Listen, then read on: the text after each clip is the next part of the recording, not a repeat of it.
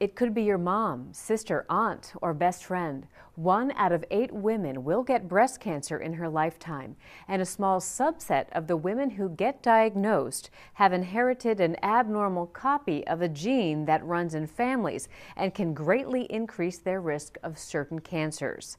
One question these women and their families face is, should I get tested to find out if I have a genetic risk? The answer is always a very personal one. She was just a very positive person, and particularly when she was fighting cancer, she had nothing but hope. Mary Holmes' sister Debbie lost her battle with breast cancer when she was just 30 years old. She was diagnosed at age 28. She was about 5 months pregnant, and she noticed a lump in her chest. Because Debbie was so young, Mary's family did a little research and found out some people on her dad's side of the family carried a breast cancer gene. We went ahead and got her tested, and she was BRCA1 positive, and then I was tested, and I was the same. There's a common myth out there that you can only get this from your mother's side of the family. Genetic counselor Megan Roberts says that's not true. There are 2 commonly known breast cancer genes that can run on either side of your family.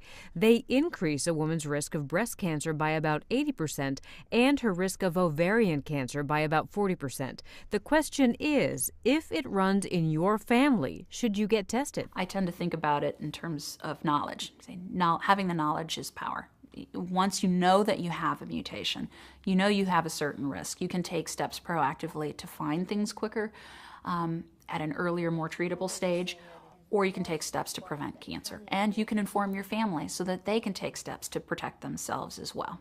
Dr. Stephanie Hines says if you have the gene, you can increase surveillance with tests like self-breast exams, mammography, and MRI.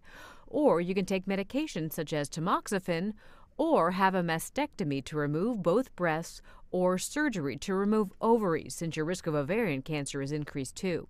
Once Mary learned she carried the BRCA1 gene, she chose surveillance.